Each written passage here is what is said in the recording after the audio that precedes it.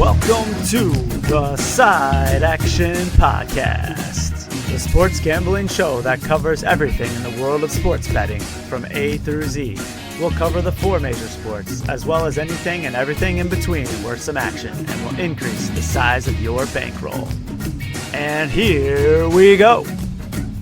All right, welcome to the Side Action, episode 36 of season 7. My name is Jim Weglars, aka Wegs. You can follow me on X and Instagram at Wegspool. And I'm Coop. You can check me out at Coop, or I guess, good God, how many times have I done this? My God, at Dalton Cooper on Instagram and at Mr. Grumpy Gills on X. Make sure to follow us on the Side Action on TikTok.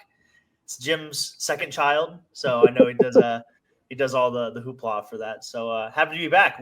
We have some esteemed colleagues joining us. I'm really excited to hear about this. I have complete novice when it comes to horse racing. So yeah, we've got we finally made it to the Kentucky Derby preview. It's our season finale, so it's a big one here. We've got our Primetime Murphy, for those of you that watched some other preview races a couple weeks ago. And then we have Alastar, aka the Turf King, who's on with us today to also give us some insights into the races. So thanks for joining us, boys.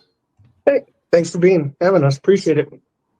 Man, it's a Super Bowl for horse racing fans, so we had to bring in the heavy hitter, Alastar McGrath, in here. So he's a great handicapper. He might be, he might not say it out loud, but this is someone who I've learned so much from. So we're so lucky to have him aboard. So thanks for joining us, Alastar. Hey, don't blame me for your losses. All right. Only the wins. So last weekend we had a lot of things going. We had the live event, obviously, Four Shadows. That was a good time, and Art actually showed up. We had some other people. Steph Moon showed up. It was a good time, and then I had a little mini Free Swingers reunion, just kind of impromptu, last Friday at Nisei Lounge, which had some lore for the team a little bit, and more importantly, Art and I took down Rivers again. Yes. We did it again. This man cannot be stopped. The two Riversmen of the Apocalypse rode in there, and we passed Alastar on the way. We actually called him to the softball game on the street. We're like, was that Alastar right there? He lost. Does he need a ride to Rivers? You just grabbed him and threw him in the car. That was God trying to get me away from a 10-year-old girls softball game and into gambling, but alas, I didn't make it. Yeah, more on that later, but that was awesome. We had a great time, and yes, I did go back by myself, Art. It was probably a mistake, but it wasn't a mistake. So Jimmy Wegs won again, so it was a big day. Wow. So how about you, Coop? What'd you end up getting into last week? Nothing too much after Thursday. We did like a brunch city day on Saturday, so that was nice. Spent some time with like Steph and Caesar and the gang. And then nothing too much. We had Tuesday night bowling. We're going to be in the finals. Yeah, let's go. Are We Rolling Balls Yet is officially into the finals. So hopefully we can bring it home this year. And other than that, finally the weather is just nice. It's just nice to have the door open or the window open at night, not having to the seasonal depression is officially leaving. So Dalton, we're going to have to get on the golf course soon, buddy. Oh yeah. I've been hitting the simulator. I've been getting warmed up for you. Oh yeah. Right. You missed that whole brainstorming idea of getting into the simulator business, but that's more on that in another podcast. But hey, Dalton, when you guys won on Tuesday, did you take out the team that beat you last year, or was it a different team? In the finals? Well, the finals is this coming Tuesday, which would be like the 6th, I think. No, I think the team that beat us last year, I think either A, got beat already or they didn't make the playoffs, one or the other. Yeah. So let's go. Yeah. Back-to-back years we're in the finals, so hopefully we can get the job done this time. That's awesome. Yeah. And so I know Alastar had like 16 softball games and soccer games or whatever he was doing out there. I don't know what he was doing. You're a busy man on Saturday. I'll tell you what, on Saturdays and Sundays these days, we've just started. I have two daughters who play travel softball. So we probably average around 5 to 7, 5 to 8, maybe softball games a weekend now. So it's, The good thing about it is there's a lot of dads that brings, basically packs of beer on Saturdays and Sundays. So once the weather warms up, it's actually not a bad way to spend about an afternoon. So Pack the sunscreen. Yeah. Just have to be careful. A couple of the dads are into bourbon, so that's that gets a little bit dodgy near about 6 o'clock on a Saturday night. I like it. And Prime, what did you end up making it down to the Carryman or no? No, you know what? I worked that afternoon and started handicapping the Derby Saturday night. Yeah, nothing too special this weekend, but it's all good. I'm saving all my focus and energy for Friday and Saturday. Nice. All right. Well, let's get into the shed first. Obviously, plenty of shed participants this week. Coop, you want to start us off? Oh yeah, this one I thought was. I'm gonna pat myself on the back because I thought this was really well done. But I'm putting sports dads, so obviously not Alastar, but the sports dads in general. We've had quite a run the last couple of weeks of sports dads really being in the shed. First, we had Nico Emileva's dad. Emilava, I don't know. We'll Sure. get there. Your guy, that's your guy. I'll say My the pronunciation for you. His dad talked him out of going from Tennessee. Asking for more money. They told him to hit the road, and it basically cost him $3.5 million. So that's tough. So his dad's in the shed. We had Jeff Ulbricht's son prank calling Shadur Sanders during the draft, letting him know that he was going to be Mickey Loomis, and that he's going to have to wait even longer if he wants to get drafted. So that's tough. And then lastly, we had Tyrese Halliburton's dad. We literally had his dad on the court, yelling face to face with Giannis. And shout out to Giannis. I mean, if Giannis was any more of an asshole, I mean, he's probably the most down to earth superstar, and very humble guy. Thank God, because otherwise, if he would have swung on Halliburton's dad, I don't think anybody would fault him. Because thank God he knew, hopefully, that it was Halliburton's dad. Because otherwise, it would just put some random guy coming up to him on the court. But just smack. Yeah, way to take a moment from your son. I mean, Halliburton scored like 6 points the last 35 seconds for that game to even go to overtime. Right. But yeah, sports dads in the shed. Last couple weeks have been tough for them. So it's you hate to see it. And Ulbricht's kid cost the team $250,000 and his dad $100,000. So, I mean, what are we doing here? Yeah, that's tough. I think I saw like another thing with the Falcons where they've had like 5 or 6 different fines because like obviously Bijan Robinson got misreported for an injury at some point so I think it's like over $1 million that the Falcons have lost due to like just literally mismanagement of normal stuff. Right. So, and then are you going to take this one, or is Primetime going to jump in for this next one? I was going to let Prime take it. I had some stats if he forgot something. No, you take it, Coop. All right. I got to put the Lakers in the shed. They got bounced in 5 last night. They obviously made the big splash for Luka, and I just realized in the outline I spelled Luka 2 different ways, so that's pretty funny. But the big loser in all this is the public. The public was betting the Lakers like mad. If you remember, he got traded back on February 1st. So literally that next day, February 2nd, was the single most betted NBA future day in the whole season, with over 50% of tickets betting on the Lakers to win the finals. In some sports books, you saw their odds go from 40-1 to 13-1. Yeah. So them getting bounced the first round, shout out to everybody that listens to this podcast because they probably have a future on the Lakers, and they're probably in the shed with the rest of us. So I took the Clippers. That was my team I put a future on. I'm not feeling good about it anymore, as good as I was earlier. But yeah, Lakers are in the shed. I don't know what they're going to do. They got to get in better shape. They got to do something. Well, I mean, Luka. We'll see. I mean, no offense to us older men, but he looks like a middle-aged man out there. The dude's 26. I mean, Jesus Christ.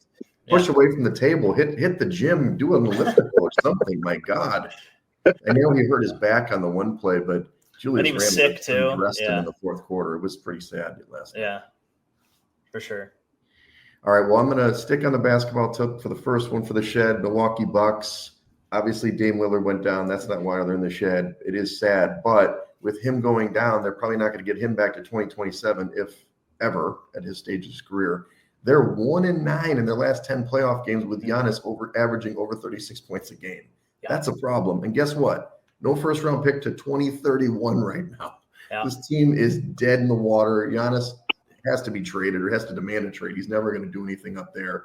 And, as you said, Halliburton, I mean, he handled himself well, but Milwaukee just couldn't get it done, man. It's sad. Yeah, hot take. I was reading that the Oklahoma City Thunder could be a front runner to land Giannis because they have such a smorgasbord of picks that have just been sitting there. And, that would be scary. I mean, I think they would break the league if Giannis went to Oklahoma City. But anyway, we'll save that for a later day. Ounce of power. And then obviously the obvious one, Shadur Sanders. I feel kind of bad for him and him getting prank called. But in the end, he kind of made his bed. Now he's got a line. And he did go to the Browns, which may be a situation where he can start. But he fell all the way to the 5th round. And I don't understand the Browns. I was kind of on the fence. Do I put the Browns or do I put Shadur? And I think their first 4 picks were pretty good. But why they picked Dylan Gabriel, who was probably a backup in the league, and now Shadur, is baffling to me. But either way, Shador got his comeuppance, lost a lot of money, as we know, for how long all the way down. So guess what? Shador, get in the shed. Maybe you can, work on your press conferences or whatever you need to do in there and talk to the rest of this group. Yeah, instead of legendary on the walls, it just says the shed, on his draft room next time. But yeah, it's tough. I think that was an ownership pick. That was like the big consensus that I've gathered from all the other sources I've listened to is that for sure. Yeah, Haslam's got involved and they're like, yeah, we need to take Shador. So Well, other thing, Mel Kiper, the only team he graded A+ was the Browns, and I thought that was really funny. You saw the one coach for the Browns. He was just kind of like his face was all. So let's flip it around. We'll get positive, like we like to go with, positive into our picks. Let's start with Club Dub. Obviously, Alastar, maybe you haven't listened to the podcast much, but Club Dub is the place where, the winners go. But more importantly, there's a special section of Club Dub known as the Art Primetime Murphy Murphy Lounge. It's a very special place. Only the best of the best can get in there. So today we're going to put these guys in there, especially one of these people. So go ahead, Coop. What do you got in Club Dub? Well, the first team I had up was the Cavs, the Cleveland Cavaliers. I debated on going back and forth with this too. Like, do I put the Heat in the shed or do I put the Cavs in Club Dub? So I'm just going to put the Cavs in Club Dub. Yeah, they were plus 122 over their 4-game sweep of the Miami Heat, which is the largest, most lopsided point differential or total point difference between two teams in NBA history. So the 55-point defeat that they had in Game 4, they being the Heat, was the largest in Miami Heat playoff history. And then the Heat lost Games 3 and 4 by a combined 92 points, which also set the NBA record for the most lopsided point differential in a 2-game span in the playoffs. So, yeah, shout out to the Cavs. They look really good. They're going to play the Pacers, which I think is going to be a great series. I still think the Cavs probably win that in 6, I would imagine. But yeah, the Cavs look like they might be able to challenge the Celtics. That's been the hot topic all year round. So they are the 1 seed. They are the 1 seed in the East. So obviously they're going to have the home court advantage. But we'll see. That should be exciting. And then I had the Colts. I thought I was looking back at all the draft picks and the teams, and I think there was a couple teams that had some really good drafts. But I really like what the Colts did. I mean, they got Tyler Warren, which arguably could have been the steal of the draft the way that he fell. I think it was 14th that they got him at. Went past the Bears. Yeah. I was going to say the Bears didn't want him, which is a whole different discussion.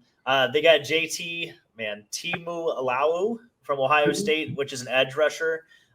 He's going to be a plug-and-play starter for them. They got DJ Giddens out of Kansas State, which behind Jonathan Taylor, they've kind of always been looking for that second running back. He's a good pass catcher. And then they got Riley Leonard, which I think is going to be helpful for them. They're probably going to have Daniel Jones start. The Anthony Richardson experience is probably over after this year. So to have somebody that can maybe learn from Daniel Jones, very similar skill set, in my opinion. They're kind of the same guy. Sure. So I just feel like they did a lot of good things, and their division's wide open because Houston still needs an offensive line. I don't know what the hell Houston was thinking. They didn't really draft it.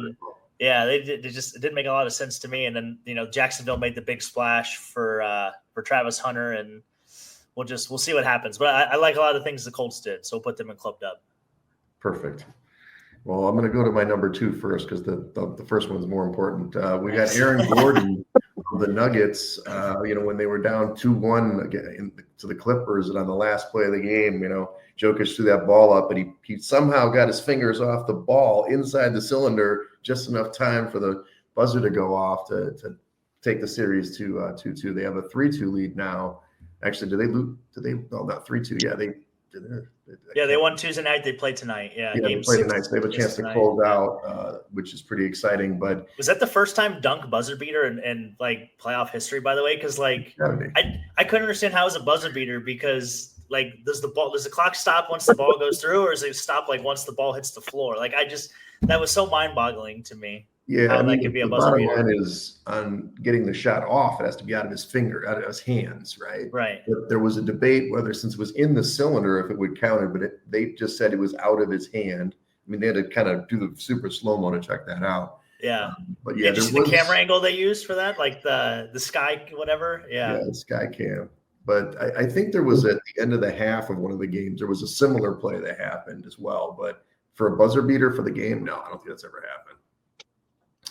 And more importantly, the man who earned his own lounge space, Art Primetime Murphy, could not be stopped. This man was incredible. He rolled all the numbers. He almost rolled the uppers again, right? The talls again. It was like, just back up, let the man cook. His first roll, he actually almost got the smalls, and then we kind of went around the table, and then he was so relaxed. It was like, you got to get Art either a little bit drunk or a little bit sleepy, because then he's totally relaxed, and he's just tossing up the back wall. It was just amazing. We were stacking chips. So thank you, Art, for starting the weekend right and then making me feel like I could go back and win some more money. So thank you, Art Primetime Murphy, for earning your lounge. Hey, you're the man. I was not planning on going to Rivers on Saturday morning, but I met up with you guys for the live podcast, and Jim's like, "Hey, we're doing Saturday morning." I'm like, nothing, and throughout Rivers. So you're the man to set it up. And then honestly, who would have guessed, like, after being up, what we're up that morning, someone like decided to go back later on Saturday night and throw the dice one more time on his own, and Mr. Wegs went on fire, and he up another huge unit too. So hey, you got obviously both of you guys got, all three of you guys got like space in my little section of the club dub. So always welcome. Thanks, Primetime. Hey, how pumped was the table? That's what I want to know. Like, the table had to be going nuts, like the rest of the. So it was, for a Saturday morning, it wasn't. There was some space. There actually was. We should have recounted all of this. There was a $5 table. Luke, if he's listening, he'll be mad because he didn't show up. There were a couple $10 tables. There were a couple 15s and a 25. So they had a nice variety. Our table when we got there was pretty empty. And as you can imagine, as soon as Prime hit the first roll when he was doing pretty well, it started filling in. But we got lucky. A couple of guys passed the dice. So it came to Art after like 4 guys. It was like I rolled, another guy rolled, then like 2 guys rolled, and then it was right to him. So we were only like 5-6 shooters in. And but what was great about Primetime, as you guys know, he's the most generous man in the world. He's tipping, he's like, here, this is for, but I had to correct him. He's like, this is for the house. I'm like, not the house. The house is taking your money. It's for the crew. But we were tipping, like, we got them inside. I don't know if you were tipping them on the line, but we were giving them a lot of cash. So they made plenty of money on you, Primetime. They did. Hey, I want to add Rory McIlroy to the club dub section. After your great podcast a few weeks ago, your guest was awesome. Great insight. He knew his stuff inside and out. That was a really, informative podcast. And it was so nice to see Roy get the shot, get that big monkey off his back. And the way he collapsed at the end. I mean, you could just tell it was been weighing him down for a decade or so. Wherever long. So happy for him. He collapsed a couple times before he actually collapsed after the win.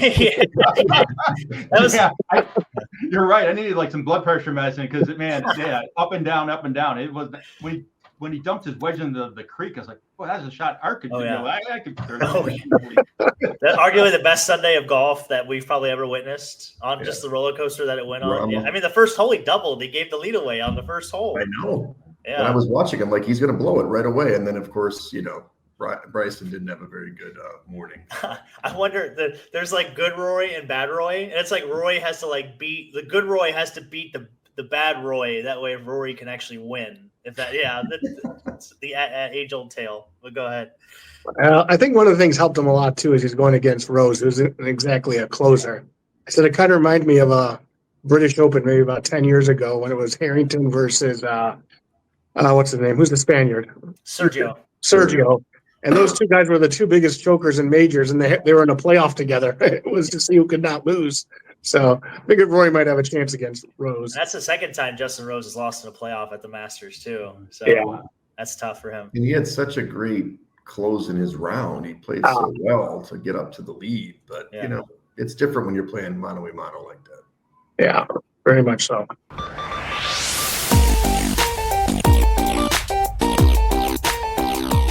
All right, well, let's jump into the big weekend here. We've got the Derby and the Oaks on Friday. So Churchill Downs, obviously these guys are experts. We'll let them run. We're going to do some pre-races first, including one of the Oaks races, and then we'll do a bunch of races from Saturday, both dirt and turf races, if I understand correctly. So, Art, you want me to rattle out these guys? You just want to go in who you like in this first race on Friday, which is the 9th race. Yeah, I think that's best because we could keep these short and quick for this stuff. All right, Kentucky Oaks, Friday afternoon, late afternoon. It's the 3-year-old fillies. They've been doing all these prep races, and you're getting 14 of the best, 3-year-olds out there for the classic, distance here, mile and was it 1/8. So, when I initially looked at it, I really liked Lakara a lot, but she's a speed horse, and there's a lot of speed horses in this race. So then I looked to the outside, quiet side, and I think, she could run, just off the pace and maybe, get the speeds, get the speeds at the end. The only problem, I'm not too happy about her. She's in the 14th post, so she's going to be really wide out, and she's going to need, her jockey is going to need to get a good trip, Jose Ortiz, which he can certainly do. So I landed, actually, this is so counterintuitive. Bob Bedford is known for dirt speed horses, especially for the males. But I'm falling in love with Tenema. She's going to be in the 9-hole. Juan Hernandez is the jockey. Bob Bedford's the trainer. And then the breeder is Bobby Flay. So if anybody likes the Food Channel, there you go. So this horse. Look at with the fun facts. Yeah, just a couple little facts for the general public out there. So if you throw $2 on the number 9 horse Tenema, you're backing Bobby Flavin. If this horse wins, you'll see him out there celebrating in the winner's circle. And the reason why I'm picking her is she won the last 3 races in a row. One of her thorough numbers was a 2. The second to last race, that 2 is really solid. Now, can she get back to a 2? If she gets to a 3 or even a 4, she'll win this race easily. So that's my pick on the Oaks. I'm kind of just interested to see what Alastar thinks. Well, I guess I'm giving you a couple of my lawyerly caveats, first of all, which is good idea. Yeah, I think part of it is, though, for horse racing, especially on days like today, probably for the turf, but also for the dirt, the weather is really important. And the issue you have here is, I don't know, Art, if you took a look as of a couple hours ago, but it looks like it's supposed to rain most of Friday and the entire day on Saturday. So that kind of changes the complexion because different horses are going to perform better in basically dirt and turf races based on the actual going of the courses. I mean, just to give kind of local person or the person who doesn't do a lot of horse racing, some perspective, imagine you're a horse that's a stalking horse that likes to sit 3rd or 4th in a race. Well, right now in a normal race, you might get some regular kickback of some dirt, but now you're going to be getting mud slung into your face from a horse ahead of you going 40 miles an hour. Mm-hmm. And some horses just absolutely hate it. Some don't mind it, but it does just kind of completely change the complexion of some of these races. Earlier you mentioned Lakara. Again, speed horse, not really a great track record in the slop. Ran once poorly in it. Doesn't seem to be bred for it as well. That being said, if you talk to all the clockers this week, they were actually saying she was the most impressive horse out there, Oaks or Derby. So, you kind of have to decide which way you're going to go with that with her. I think Good Cheer is going to be the prohibitive favorite in this. She's done nothing wrong. All she's done is 1-1-1. I will say her speed figures are a little bit on the light side, so she is going to have to still take a step up. To me, this type of year is kind of like trying to take and find some improving horses. I don't know, Jim, you guys probably already, Art's definitely heard me talk about this. 2 and 3-year-old horses, people don't really have a great understanding of how much these improve from month to month and why some horses can really just jump up out of nowhere. I kind of give an example to people. 2-year-olds running are kind of like somewhere between 16 to 18-year-olds. The fastest 18-year-old, might be great, but all of a sudden they turn 3, and 3-year-olds are kind of like 19 to 22-year-olds. That's how fast they develop. So you might be the fastest 18-year-old in a race, but all of a sudden push on to 21. Now you have a whole new crop of people who are going to be a lot faster than you. And so that's kind of what happens in this horse racing a lot, especially around this time of year for these 3-year-olds and why you see a lot improving. So that's my long-winded way of basically getting around to. I'm going to go for a horse called Simply Joking. Really lightly raced horse, only its 4th start. It's basically ran in a couple of small stakes races before it jumped up to grade 2, the fantasy. Ran actually nice second to Art's horse that he mentioned, Quiet Side. Quiet Side going out to the 14-hole is a huge disadvantage. For a race like this, that's really the difference. Could be 3 or 4 different lengths between, inside and outside for that type of horse, especially the speed, because imagine they have to go to that turn pretty quickly, and you don't want to be hung 4 or 5 wide. So you have to really put the engine into the horse to get it going, which will take out some of the zip it has near the end of a race. So there's only 3/4 of a length between them last time with Simply Joking be so lightly raced. That's kind of the direction I'm going. Plus, he's already run in the slop, and one going away. So he seems to be okay with the actual surface. So all those together, that's kind of the way I'm landing. Now, one last thing. I do have one futures bet in this race. I have Ballerina d'Oro at 19-1. So that's what I'm rooting for to come in. She'll probably be around 7-1 on the day. So kind of hoping for her. But I think just given the way everything's been playing out, Simply Joking would kind of be the direction I'd be going. Okay. Sounds good. So when you say you got a future, when did you do that, or how long in advance did you do that one? So right now, so you can still basically Churchill Downs started for the actual Derby. They start in December, and they do 5 or 6 different like monthly futures bets and pools they create. And the Oaks, they only do one. And I want to say I did this one for the Oaks was about 2 months ago. So Okay. Nice. Okay, so now let's jump to Saturday. We've got several races, pre-races to go. We've got the Saturday, the 6th race. This is the Pat Day Mile is what it says. And that's a 1-mile race at the dirt track. Art, you're going to handle this one, or you want me to run through the horses for you? I can handle it. So this race is the 3-year-olds again that were on the Kentucky Dirt. Well, many of these horses were on the Kentucky Derby Trail. They started off with typically the sprint races, and then they went up towards the route races, the longer races, the 2-turn races.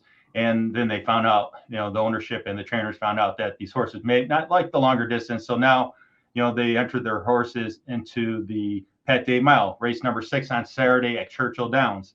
So a lot of these horses have raced against the Kentucky Derby horses that we'll talk about a little later in this podcast. And some have done okay, against these horses, but some of them tried and failed epically because they're just not bred to run the longer distances. And for this race, I was focusing on a couple horses. And the way I'm looking at this race is that I think, there's going to be some speed in this race. So I was looking for some horse that would come off the speed and maybe, get them at the wire. And the horse I landed on is number 5, Gate to Wire, kind of appropriate for the horse I'm picking. The trainer's Todd Pletcher. The jockey's going to be Flavin Pratt. And this horse won the Swale at Gulfstream 2 months ago, and he beat Macho Music, who's in this race. And that race was 7 furlongs, so it was a 1-turn, quicker race. His last race, he ran in the Fountain of Youth, a Grade 2 stakes race, more of a classical distance, and he didn't do his fair as well. He lost to Sovereignty, River Thames, NeoQuest. So those are all horses. Oh, I'm sorry, two of the horses I reeled off. They'll be in the Kentucky Derby, and he lost by 4.5 lengths. So he was there, but he just the distance he didn't enjoy. So I have a feeling that this horse can. There might be some pace in front of him. That's how I'm forecasting this race, and that he'll be able to nip these guys at the wire on this 1-turn race. And so that's the horse I'm going with, Gate to Wire number 5. Now the 2 other horses that do intrigue me is 2 Built. The Wayne Castellano, the cat, is the trainer. His horse he's ready to go. He ran the the LeCompte Risen Star in the Louisiana Derby. The reason why I faded him a little bit, I don't know if I like the horses down in that part of the down south, New Orleans racetrack area for the Kentucky Derby prep races. The fields weren't as strong, so that's why I kind of faded that horse. And then Madaket Road is Bob Bafford's horse. And remember what I was talking earlier, Bob's known for the dirt horses, with a lot of speed. I mean, he is the favorite. He's going to be the morning line favorite and probably the favorite going off. He's 2-1 right now. Bob Bafford, you got Irad Ortiz on top, and he's ran against the best horses too, the Florida Derby, the Rebel, RB Lewis. So and he's been up close, like losing, some respectable lengths. Now there's some other horses out there that race against some of these Kentucky Derby prep horses and just got smoked, and I kind of tossed them. So if I was going, my win bet would be Gate to Wire with some value, and if you want to do exacta box, throw in those 3 horses and let it roll. What was the 3rd horse again? Just which number it was again? Okay, the numbers would be for the exacta box 1, 2, 5 exacta box it. That'll cost you $6. Was it $6? I think $6 for a buck. For a buck, yeah. Got it. Right. One interesting thing, guys, just to kind of talk about a little bit, just as anyone's looking at home. I was talking a little bit about the rain that they're supposed to get on Saturday. One of the things that's kind of important is kind of different surfaces. Not all tracks are the same. Like for instance, some are topsoil based, more clay based. Churchill Downs is a completely sand based track. And so when the rain comes, a lot of times what they'll do is they'll seal the track. So imagine like they basically just get it and completely compress it down so it's as hard as, it's not quite concrete, but along those lines. Because when all the rain's coming, they don't want it to get absorbed into the sand. And so it'll go off to the side as much as possible. But what that sometimes does is create a track whereby speed tends to last a little bit longer. So it's just something to think about tomorrow. You might, if anybody's listening to the broadcast and they talk about a sealed track, it's something to then start looking at and seeing if there's any race biases as you're going in where speed is starting to hold. So if you're looking at some of these and you do have an opportunity to take a look at some of the past performances, you might want to start taking a look at some of maybe the speed favoring horses. So that's a great point, Alastar. Yeah, but the handicapping I just gave out is the track is running fair. But if it's like that, then look to when Alastar's saying look at the past performances. When you start looking at the numbers, at the first the quarter, the half mile, and the mile, you want to kind of see the numbers 1 and 2 popping up a lot because that means that horse is near the front or at the front. If you see a horse, say it's a 6-field horse and you see 5, 5, 4, 1, that means that horse is a closer. Just a little a quick little tip on how to read the past performances. Gotcha. Okay, the next race we're going to talk about is race 7. This is a turf race, the Twin Spires Turf Sprint. It's only 5.5 furlongs. Alastar, you're jumping into this one, so let us know who to look for on this one. Yeah, you know what? I think this is, again, one of those races we talked about. Again, you're going to have to watch the weather a lot because, again, soft or, say, good turf track, you'll see firm is kind of like the different – in the U.S., they basically have firm, good, yielding, and soft. That basically just tells you how much, horses' hooves are basically going to dig into the grass as they're going. And certain horses are just going to perform better than others. Not too surprisingly, probably a lot of the European-bred horses are going to be a little bit more acclimated to the softer ones just based on their pedigrees. With that in mind, and honestly, even if it's probably not that soft, I think Rogue Lightning is a good play here, number 8. If you take a look at that horse, he's actually been last year and in the year before running against some of the best turf sprinters in the world, not just Europe or the United States. If you go back through his performances, even last year, he was second by a length and a half to a horse called Starlust. Starlust actually won the Breeders' Cup Juvenile Sprint here last year in the States. He raced against, was about 5 lengths off of Big Evs. 2 years ago, Big Evs won the juvenile turf sprint at the Breeders' Cup, which is our biggest races. So he's basically keeping company with some of the best horses in the world. Right now, he's got one of the best jockeys on him in Pratt. He came over for his first race on the 8th of April and finished second by a half. It was actually, I think Art and I both watched this race. But long story short, he kind of stayed off very close to a fairly hot pace. Took the lead and got past at the end, was second by a half length. But if you actually take a look, the winner and the third place horse both came from the back of the pack, and the horses that were on the lead or near the lead with him all faded pretty severely. So I think that was a good tune-up race for him, and I would say this would be a strong play for on Saturday, rain or no rain. It would be a pretty big play for me. Okay, just to win. You would just pick him to win then? Yeah, I mean, here's the thing, guys. I probably do a lot of exactas and things like that, as Art knows. I like to find a lot. Sometimes if I'm going with a horse that's 7-2, 5-2, things like that, I'm more of a value player. Mm-hmm. What I like to do is then find a horse that if I think a couple horses that might be outsiders that would have a good chance based on different factors to come second, because you can kind of get a lot of odds built in that the average horse player isn't necessarily playing. So it basically increases my odds. And I'm still playing that favorite. If you're looking for that second place horse, a little bit of a higher odds, there's a horse called Run Carson, which is number 6. I'm not 100% sure he's going to take to the turf, the good to soft. He does have some background on it and is raced okay on it. I think basically he had a comeback race in that same race as Sharkington, ran very evenly. He just actually had a blowout workout of 3 furlongs and a 33. Which Art would tell you is insanely fast. Kind of makes you that's what they'll sometimes do with these sprinting horses too, to get them ready. Basically, this horse is ready to roll. Whether he's good enough, I'm not sure, but I might play the 6 underneath in an exacta with him. Nice. Okay, the next race that we're looking at is the 9th race on Saturday. It's called the American Turf Stakes, which is 1 1/16 on a turf. So, Alastar, who do you like? It's a pretty big field, 18 horses.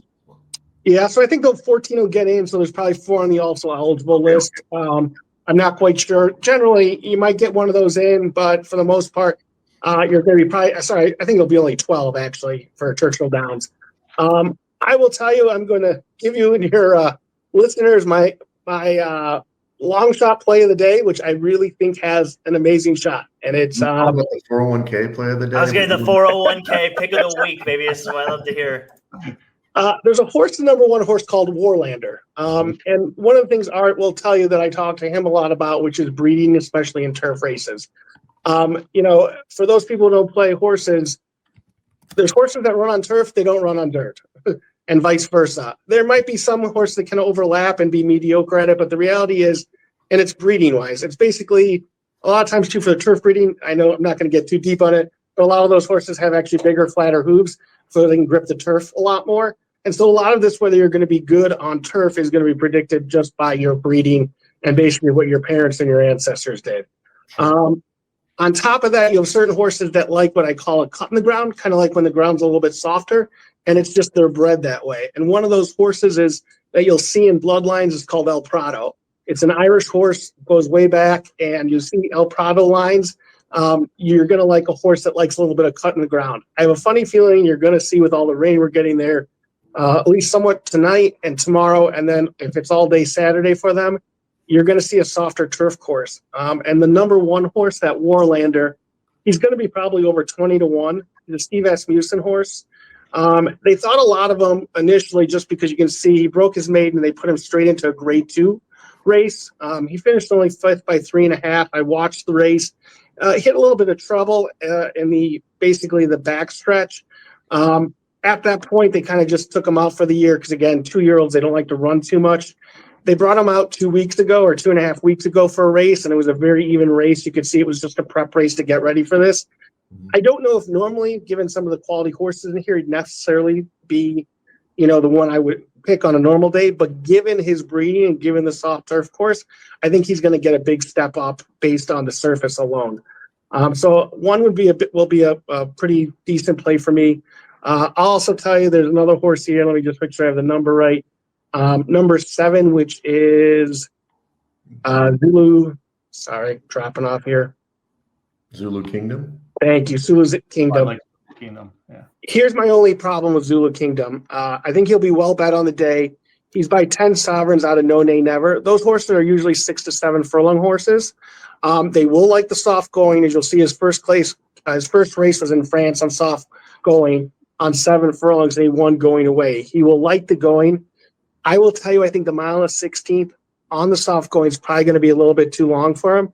And I actually saw an interview by Chad Brown early this week, and it was before all the rain came. And he said, I think a mile's where this horse is at, and we're going to have to try and find that extra 16th. So with that said, and the softer going, I'm going to basically stay away from him, at least on the top end. I might still bring him into the back end of an exactor or some trifectas with the 1. But again, he's probably one of the quality horses in the race, along with the 10, which is Ironman Cal. Great D'Amato. Philip D'Amato is a California trainer, really good with turf horses. He actually brings a lot of horses out of Europe, buys them for his clients and races them. The only thing is when they're buying them, a lot of the horses they're trying to bring out of Europe are ones that will adapt or like the firm footing. And I just don't think they're going to get it. And I think he'll be overbet a little bit on Saturday. So again, I'm going to probably stay away from him and pretty much maybe take a play on that one. And if we're getting anywhere near 20-1, we all might be going back to the casino that night then. All right, let's go. Throw the dice. Hey, Alistair, I got a question for you. Yeah. Phil doesn't really ship his horses out east too often. Is that why you're saying once he brings his horses from Europe, they like the firmer stuff because they're running out in Southern California? Is that right? Yeah, I mean, that's where a lot of his horses are all based, right? That's where his home is. He does bring them around a little bit, especially for these 5 furlong races. Again, At certain times, Churchill Downs, if this was a dry track for 2 weeks, it'll play firm enough for him. The grass is a little bit longer, but coming from Europe, a lot of those horses, they'd still like it, even if they like the firm going. But nonetheless, I still think that for what he's going to get on Saturday, it's just not what he's going to want. So. Interesting. All right. Cool. All right, let's do one more prep race before we get to the big show here. We've got race number 10. This is the Derby City Distaff Stakes, 7 furlongs. And are you jumping on this one, or are you guys both on this one? I am jumping on this one. 7 furlongs, 4-year-olds and upwards. And, we got the fillies. The ladies are in the house now. And what you call it? Or is it ladies or not? Yeah, fillies and mares. So the horses I was looking at is the number one. I'm just going to kind of just briefly talk about the horses I looked at, and then I'll let you know who I like. I looked at the number 1 horse, Celia. Bill Mott's the trainer, just classy. Judd Mont Farms, the breeder and the ownership. You got Joel Rosario. Not one of my favorite jockeys, but still a great jockey. And this horse is 4 for 4 at Churchill Downs at the distance. 2 tries at it and only placed once. Certainly got the speed figures to pull this race off. It seems like the horse that everyone's talking about is number 2 horse, Copian. I might be mispronouncing that name, but it's a Richard Mandela horse based off of out of Santa Anita. So they're shipping out to Churchill, the Midwest, and that seems like that's the now horse. Everyone likes that horse. So I certainly was looking at that horse. Who else was I looking at? Number 7, Vava, Sherry DeVos, trainer. Irad Ortiz is the jockey. This horse is also 4 for 4 at Churchill Downs. And at this distance, 9 times race at this distance, 5 wins, 2 places, and 1 show. This horse is, really, really good. And then there's number 8, Ways and Means. You got Chad Brown, Cleveland Pratt, Karavich Stables. This classy. So what I'm trying to spit out to you guys, this is a really good quality field. I think there's even one more house in the back. My Main Squeeze, that's halfway decent too. Michael Maker. So this is just a loaded field. There's 2 horses I really like. One's a stretch, and I know it's a stretch, but I'm gonna go for it probably. I might do 2 bets, but the horse I'm leaning towards is number 11, Positano Sunset. She is a 5-year-old. Golden Sense is the sire, so into Mischief. And this horse as a 5-year-old, the first 2 races is just firing out of the gate. She's won 2 races in a row, a 92 buyer speed figure and then a 100 buyer speed figure. And it was a grade 1 Madison over at Keeneland. And this horse is like the green lights turned on in her head, and she's racing now. I think you're gonna get some good value on Positano Sunset, and it's a long shot play, but I think it's in the realms. The other horses I was reeling off to you, the Ways and Means, Vava, and Celia, they haven't raced yet. Their last race was probably at the Breeders' Cup. It's the Breeders' Cup for all those 3 horses. These are really, these are the quality horses, the race, but they haven't raced yet in 2025. But don't get me wrong. With those trainers, those horses will be ready to go. But, so I'm landing on number 11, Positano Sunset. All right, I like it. And then would you put in these other ones in exactas or anything? If I was going to do exacta box, I don't know if I do a straight exacta, because I really do like Ways and Means a lot. I think this horse will show up, and she shows up. I think she'll win. But so I will also do exacta box 8, 11. Okay, love it. All right, so we got the big one, which is the 12th race on Saturday, and it's at 5:57 Central Time. I love how it's very specific like that. This is a 1.25 mile race, and I'll go through the field, and then you guys can jump in. It's a big field, as we said. I think Alastar said before the pod, at 9 o'clock tomorrow, we'll find out if the alternate comes in or not. But the 1 horse is Citizen Bowl. The 2 horses, Neo Equus. 3 is Final Gambit. 4 is Rodriguez. 5 is American Promise. 6 is Admire Daytona. 7 is Luxor Cafe. 8 is Journalism. 9 Burnham Square. 10 is Grande. or Grand maybe. 11 is Flying Mohawk. 12 is East Avenue. 13 is Publisher. 14 is Tis-tastic. 15 is Render Judgment. 16 is Coal Battle. 17 is Sandman. 18 is Sovereignty. 19 is Chunk of Gold. 20 is Owen Almighty. And then the alternate is Baiza. So I don't know where you guys want to start here. Let us know who you think. And then, how do you normally attack the Derby? It's kind of, you guys have good ones, but I'm sure there's a lot more research you're doing on this race. You go ahead, Art. All right. Well, there's many ways to attack it. I mean, it's a 20-horse field, so you're going to need a little bit of luck. And the horses that you pick, you're just hope they get a good trip and a winning trip. Obviously, the way I attack it is I watch all the pre-Derby prep races, all the prep races before the Kentucky Derby. And I've been doing that. Actually, I've been doing it all year long. Normally, I would kind of catch up, like the week before the Derby, but throughout this year, I started probably right around Thanksgiving weekend and all the way to now. So I watched them live at the time. I've rewatched them a few times, throughout the springtime. And then, as you guys know, I was live at at 3 of them this year. How blessed am I? I was at Tampa Bay Derby. I was also at the Southwest Stakes and then Arkansas Derby. So I got to see a couple of the horses up front and really close. So that was really a really interesting experience. The other ways I handicap it and look at this race is obviously the past performances, and then finally, what Alastar is saying in a way is, track conditions, but also the shape of the race, or how you going.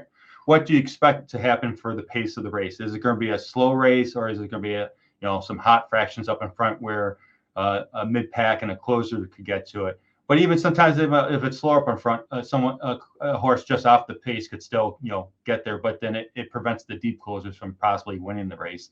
So you get as a handicapper, you got to try to anticipate what the shape of the race is going to be. And then finally, as Alastar said, all these horses are 3-year-olds, so they're still young and they're maturing. Like American Promise, I think he was born a year ago, so he's barely, or not a year ago, 3 years ago. So, he's one of those later born horses that is still developing and maturing. So, there's a lot of things that you need to take into account, and so that's my thought process. Alastar, if you want to chime in on some what you're thinking about when you're trying to pick a Kentucky Derby horse winner. Yeah, I mean, again, kind of like Art said, there's a little bit of 20 horses is unusual for American racing. Usually has 12 horses, 14 at the very, very most. Once you start getting to 20, the break actually becomes fairly important for a lot of these horses. Like, you'll watch the very opening 3 seconds of this race, and 2 horses will already be eliminated. And it's just because you have these 3-year-olds breaking, they knock into each other. Next thing you know, a horse that likes to be near on the lead is behind a wall of 12 horses, and he's done. And he's pulling like crazy, and it's over. So, you have to get a little bit lucky as well as trying to get some handicapping. As Art said, too, try and find the shape of the race. What I try and do in cases like this is try and figure out, for this particular race, I did 3 tiers. I do a tier 1. These are my most likely winners. Tier 2, things go right for them. These people are these horses are in contention. And tier 3 is there has to be an actual shape. Something has to happen just right for these horses for them to have a chance of winning. And so that's kind of how I tried to break it down for these ones, or for this particular one. But again, I mean, literally, this is probably more crapshoot than anything else. I mean, yes, good horses should win these races, but there's a lot of good horses that have never won the Kentucky Derby just because things didn't break their way. So I will say one last thing, because I kind of said a little bit earlier. I would look at exactas a lot because there's so much money bet into these pools. Like the Kentucky Derby is our biggest betting race of the year, bar none. I think last year they said there's 75 million in the win pool, which again is a lot for a horse race. And usually for the exacta pool have something fairly similar. Just give you guys an idea. I just took a look before we jumped on to kind of give you an idea. Going back all the way to say about 10 years ago, there's been 5 different races where a 5-to-1 shot to a 5-to-2 shot won the race, and the exactas paid between On the low end, 35 to 1, up to 480 to 1. And that's with the favorite or second favorite winning it. So my point is, if you like a bit of an outsider and you're like, I don't want to bet the favorite or the 3 to 1 shot, that's no fun. Well, go ahead and put him in there anyway and put a couple outsiders with him, because those exactas are paying a lot of money and there's a lot of value there. So That's a good point. Yeah, I've been tracking the super. I've only hit a trifecta bet for the exotic plays. My best winner on a Derby day, Kentucky Derby bet for exotic bet is a trifecta, and that paid me like $1,000 or something like that for $1 or something like that. It was when I'll have another one that race. I've been tracking the super. Good horse for your art. Yeah, humble brag. Yeah. Yeah, one for the road, one for the ditch too. We need to buy a horse and name that. That'll be the name for the horse. But Art, we'll have to name one AFL. Come on. Yeah, that's right. I've been tracking the superfecta payout because that's my next goal since when Big Brown won it. It's ranged from the lowest payout when who won it? American Pharoah won, or is it Nyquist maybe at 542 is the lowest. The highest payout is when Rich Strike pulled it off, $320,000 payout for a $1 superfecta payout. So on average, when you exclude the two big upsets, Mind That Bird and Rich Strike, the average payout for that period of time from like 08 to now is $32,000 for a $1 superfecta. So you obviously need all four horses. Dalton's eyes just lit up. I don't know if you noticed. Dalton's eyes got it like saucers, like this big right now. So that's why I'm trying to. I haven't hit it yet, but I'm trying to hit one of those. So that's the goal for the Kentucky Derby. Dalton, were you kind of like the Flintstones there? That one where he goes, bat. You talk about a 401k pick of the week, baby. That's what I'm talking about right there. There we go. So that's what we're hoping to try to get your listeners to that spot. And these are our opinions, and they're only opinions. So you could take what we provide you and then work off of it and put your own ticket together. You don't have to go what Alastar and I are going to tell you in a bit. So there's opinions, and work your magic, and hopefully one of the listeners or one of us will pull it off. Yeah, Dalton, only bet what you can afford to lose, not your 401k. Okay. Yeah, right. So which are the? I mean, we've got some notes here. I don't want to get ahead of you guys, but we obviously know we've been doing some of the prep races, so a lot of these horses we have heard before, and we know Sandman and journalism, and these guys are starting to get some buzz. But how are you approaching the race? And I don't know who wants to go first, but how are you guys approaching this race? And obviously, we know Art's going to try the superfecta, but you're going to do an exact. Are you going to do an exacta box? Are you going to do a couple different versions, or how are you guys going to do it? Go for it, Al. I'm kind of in a slightly different boat than normal, as Art would know. I think I told you. So I actually did 3 futures bet, 1 in the Oaks and 2 in the Derby. So I actually have Cole Battle bet from a while ago at 59 to 1. And if that one comes in, well, hey, Dalton, you will have your 401k. And I also have a bet on Sandman at 22 to 1. So he's 6s now. So, I kind of have some invested already. So I'm probably going to be focusing a lot more just on some exactas and some trifectas and superfectas, kind of as Art talked. Now, I'm going to be honest, if I were to go through it, Cool Battle and Sandman wouldn't be my horses to pick like tomorrow. Again, I kind of put them in that category. If something went right, they could definitely win the race, but they're definitely not up there. But I would say strategy-wise, my top 3 horses would probably be, if you're just looking, are Journalism, Baeza if he gets in, and Sovereignty.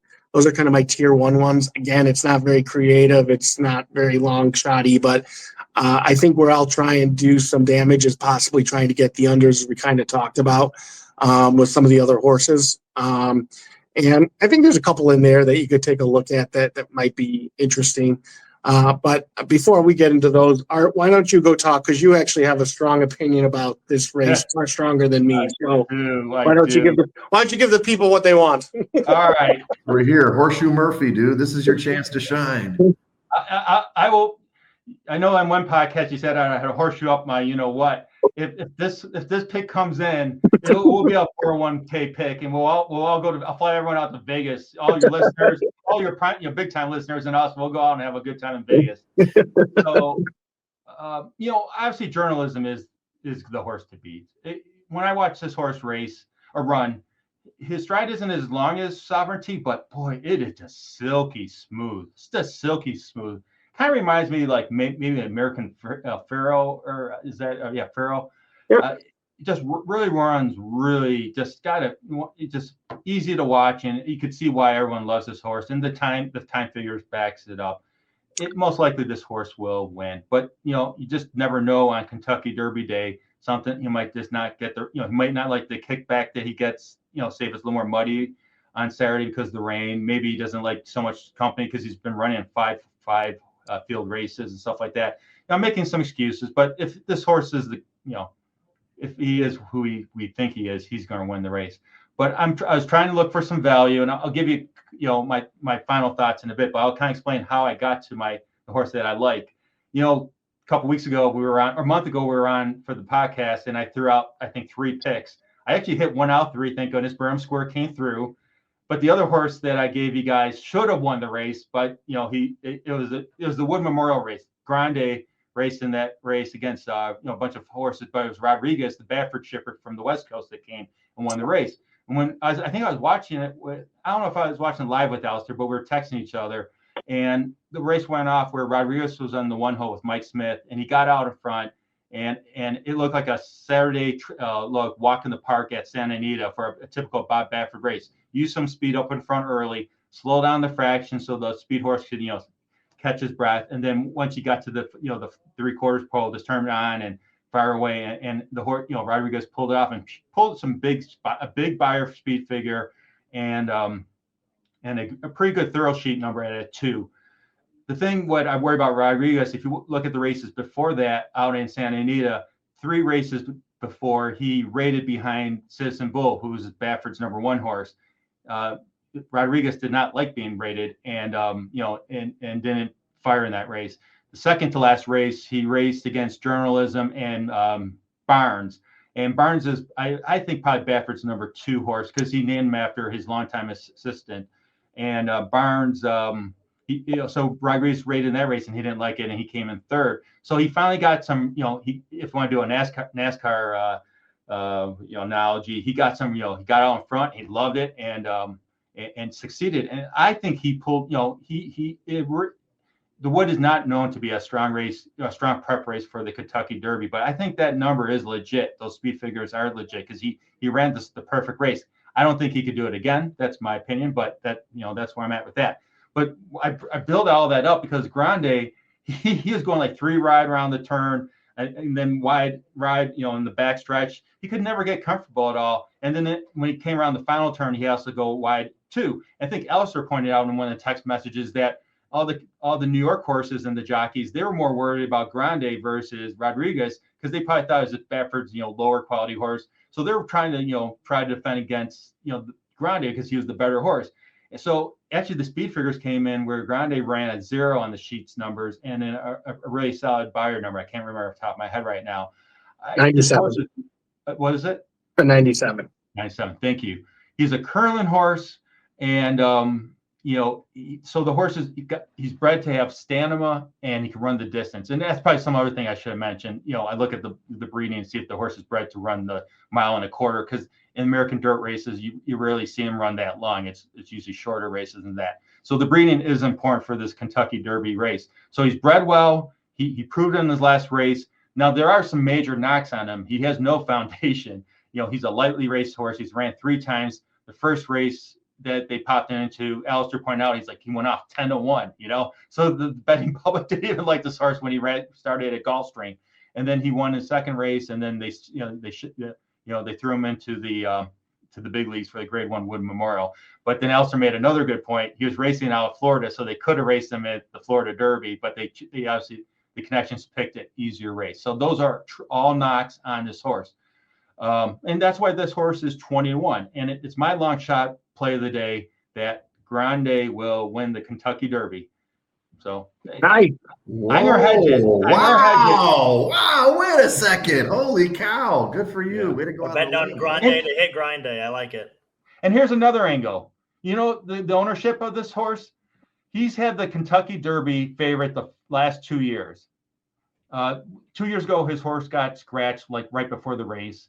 And then last year, his horse Fierceness just got caught up in some pretty hot fractions, and then he was actually leading the whole race. And then when he finally got around the final turn, he faded bad. But Fierceness proved himself later on in the mid-season Derby. He won some 2 graded 1/6 races later on last year. So it's fun. So Mike, the owner is Mike Rapoli. He started like Smart Water and companies like that, and he sold it all. But Rapoli had the 2 favorite horses the last 2 years. Could you imagine? I mean, sometimes life is like that. When you think you're supposed to get it, you don't get it. But then when you're like sitting back and relaxing, enjoying it, all of a sudden it just you flip the script and the horse pulls it off. So it's another little just non-horse racing angle. But I don't know. I have a feeling about Grande. We'll see. Yeah, foreshadowing from your Roy McIlroy take earlier too, when you're like, he's trying so hard. Maybe once he just finally let it go, and that happens. It's like primetime Murphy at the table on Saturday morning, nice and relaxed, no big deal. Let me just throw like 40 times and win a lot of money. All right. So how will you? So that's your winner, okay? Journalism, you said, is horse to beat, but how are you? Are you going to put together a try or an exacta box with these guys, or how are you going to put it together? So his morning line is 20-1. He'll probably go off 15-1 to my guess. It's Rapoli. People, the people who follow horse racing will know that, and there'll be some money on this horse, but not too much money. I've watched a lot of YouTube videos. No one's picking this horse. The only 2 people that like this horse now I'm a little bit worried. Is Andy Serling from Naira Fox Sports 1, and he's brutal picking. But he actually didn't pick Randy. He said he liked him for his top 4. Okay. You'll have to watch his YouTube video to figure out who he likes. But then the other guy who likes him is the Beyer guy. Andy Beyer likes him too, and he's been off on that picking the Derby winner. So now I'm like scared. But I'm gonna do a win ticket on Grande. But then, like Alastar said, he kind of foreshadowed earlier. He did say, not foreshadowed. He stated that I'm going to play a smart ticket too. So I'm going to try to hit a home run, but my smart ticket is I'm going to single Journalism as my number 1 horse, and then build exotics off of it. And when I mean exotic bets, like say a exacta, it'll be Journalism number 1, and then the two or 3 horses behind it. I'm probably going to tie in like Luxor Cafe, Burnham Square. I don't know. I'm going mind blank right now. But hold on a second. Before I move on, the reason why I'm putting in Luxor Cafe, the Japanese horses. I know this horse isn't probably again the PR that what's his name, Forever Young got last year. But as Alastar and as you guys probably know, the Japanese have been Japan ownership out there have been really catching up with American dirt horses over the years, where they're dirt and turf. They're sending out horses to the Breeders' Cup races and winning a few years ago, and they have been winning. They sent out horses out to the Dubai Cup and some of the cups out in the Middle East and done very well. They've caught up, with the Europeans and the Americans. So don't sleep on this horse. I would certainly use him in your exotic play. Say if you play exacta, superfectas, trifectas. I don't think he could win. He's got a shot, but I think it truly will be Journalism to win. But don't sleep on Luxor Cafe. Burnham Square is a tough little nut of a horse. I saw him race at Churchill, not live, but on video back in Saturday after Thanksgiving. I was watching my cousin's horse race, Monet's Magic, and Monet's Magic won that race. It was his maiden win. But who was in that race was Burnham Square American Promise. So my cousin's horse beat 2 Kentucky Derby horses that day. But my cousin, after that race, my cousin texted me, goes, yeah, we won that race, but if this race is any longer, we would have lost to Burnham Square, because Burnham Square had this humongous run out. And then Alastar I sent the video to Alastar like a couple days later, and Alastar said the same thing too. So, obviously people who understand horse racing knew Burnham Square likes the distance. And I've been hearing Ian Wilkes has been saying this horse is ready to go. I was watching him run one training race a couple days ago when he was like running. He wanted to go so fast, but like the training rider had like the horse like head like bent down so much because he didn't want to burn up his energy just exploding on the race a few days before the race. So I think Burnham Square is sitting on a big one. I don't think he's going to win, but he's going to come in second or third. So don't sleep on Burnham Square. Luxor Cafe underneath. Maybe throw Grande in there, and then maybe toss in like Sovereignty and they'll be your my top 5 horses. So I'd single on your exotic plays, single journals on top, and then maybe use those 4 horses, on the 2nd, 3rd, and 4th, and here we go. Let's get some magic. Nice. Love it. I'm still going to go for American Promise. I know I put that, and you guys are poo-pooing me, but I like the sire there and Justify and Tap It Horse. But I will follow your guys' instructions. I will spread the money around. But besides that, and I don't know if Dalton has any questions, but you guys also mentioned in the text thread, you guys are doing some sort of contests for the Derby, right? I love to hear about this. It sounds exciting. I'm not trying to get anybody in trouble. I'm sure it's all above board, but what are you guys into on Saturday for the Derby? Well, so what ends up happening is they basically give you a bankroll, and then there's an entry fee, so they split it half and half. And the way I think it has to work for this, I think for this one, I can't remember, but I think we have to wager in maybe 7 of the races, and I think you have to wager at least $250 in each of those races. Okay. So you keep your bankroll basically, but then there's a big pot at the end for everyone in it, depending on how many entrants. But I mean, it'd usually be the winner will probably walk away with, I would guess in this case, at least 150, 175,000. It's kind of would be on the low side. So, but there's a lot of people that have to be beaten, guys, to get it to win that one. So.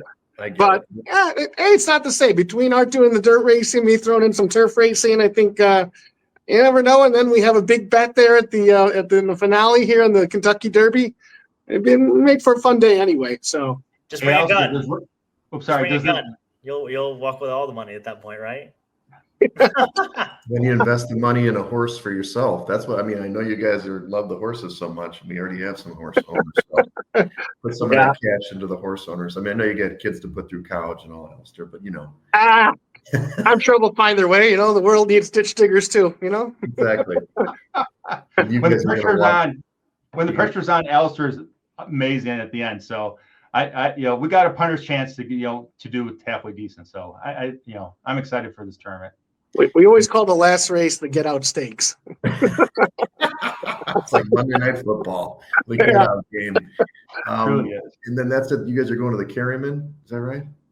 I think that's the hope to go watch it there. I think we're going to try and do some studying and some wagering. The problem with the Derby, and I haven't looked, but it's generally 90 minutes between the race before it and the Derby. It's an awful long time. I know they're trying to feed mint juleps into everybody, but God, that's a lot. So, but I will tell you it's still, as they say, it's the most exciting 2 minutes in sports. So it is it is a fun day. So the build up.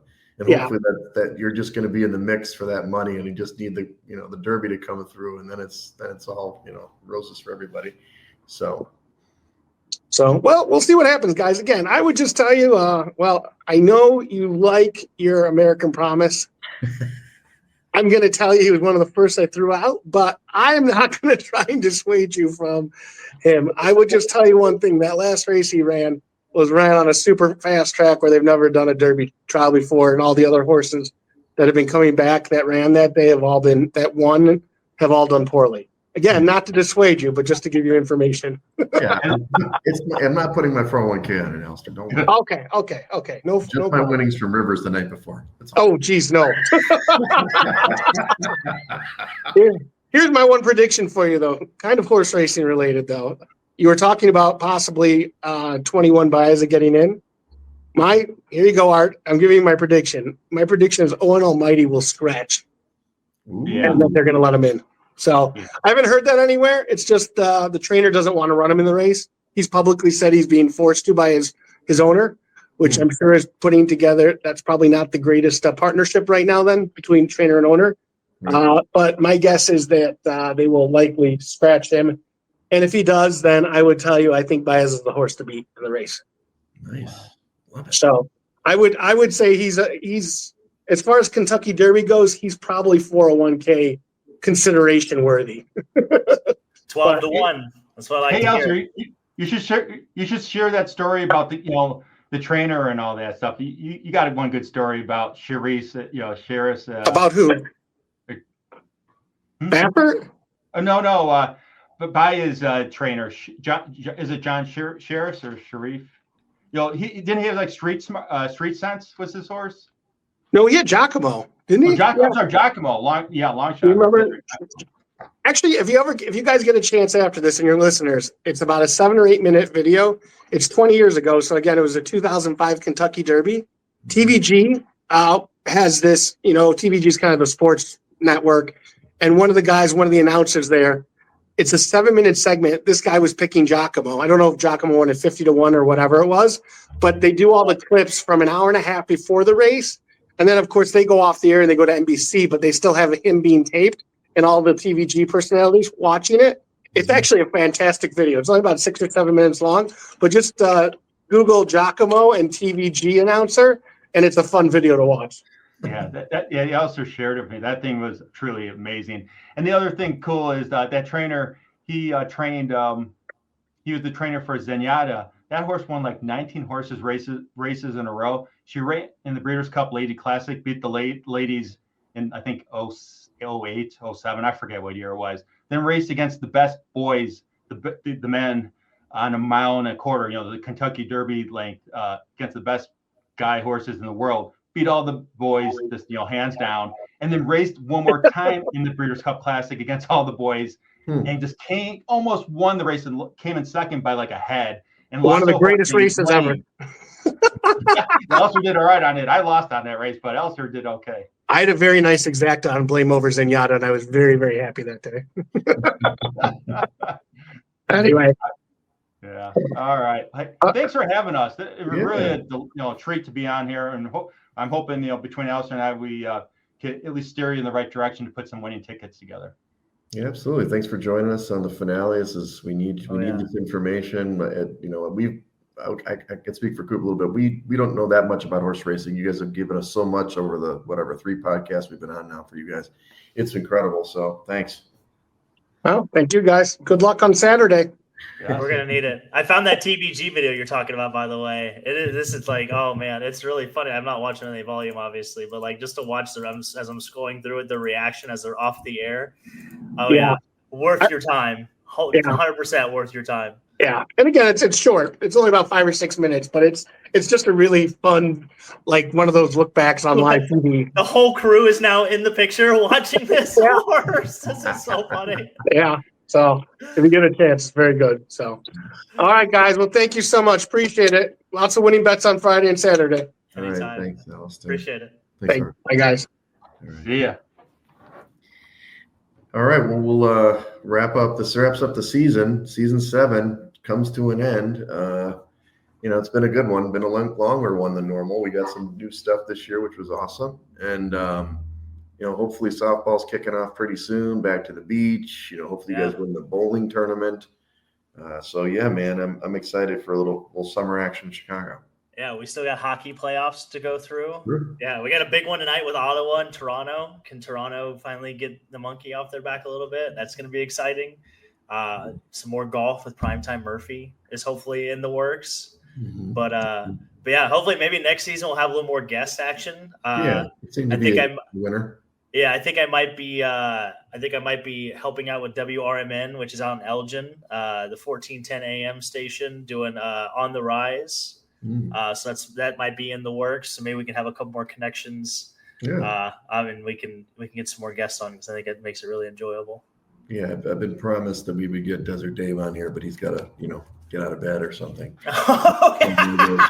But yeah, so anyway, thanks everybody for listening and following us, and we'll have this better format next year, maybe without the StreamYard, whatever. Figure out the premium stuff and have all this new format, so it's exciting. But still, follow me at Wegspool on X and on Instagram. Follow us at Side Action Pod on X and Side Action Podcast on Instagram. Don't forget about my baby TikTok. Yeah, don't forget about the TikTok. Whatever you do, make sure you're ticking and you're talking. That's all I got to say. But I'm Coop. You can check me on Instagram at Dalton Cooper and on X at Mr. Grumpy Gills. Again, we are the Side Action Podcast. Until next season, maybe we'll have an emergency pod if something crazy happens. Like Wegs, we got to talk about this. But yeah, another fun season. Action was in here. I almost forgot Action joined us for a minute too. That was college basketball, right? So he had Houston deep. So he had Houston winner. He almost got that cash. He was so right there. Close on that. No, we've had some great guests. Ginger was great. He gave us some insights. I didn't bet Patrick Patrick Reed. Reed Yeah. early enough, but it was the right call. And yeah, it's been awesome, dude. It's been a good season. So, and obviously you're growing into your skill set, so you're getting a lot of good stuff. I love the ticker on this one. Yeah, we'll get there. Yeah, wait till next season. It'll be even better. So, love you guys. All right, buddy. Take care. That's a wrap for this episode of the Side Action Podcast. We appreciate all of your listens and thank you for joining us. We'll see you all again next week on Thursday for some more hot picks and side action.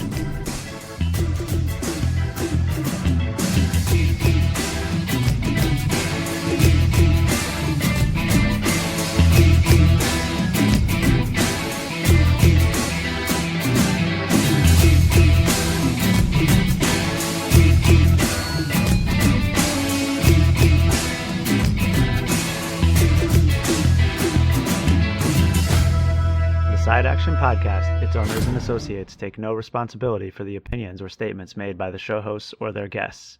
Statements or show topics are not necessarily the beliefs of this podcast, and opinions between talk show hosts may conflict. Individuals following the advice given on the podcast accept their own risk of losses from wagers made. As the Side Action Podcast, its owners, hosts, associates, or guests will not guarantee any advice given. The opinions and advice given on the Side Action Podcast is for entertainment purposes only. Gambling problem? Call 1-800-GAMBLER.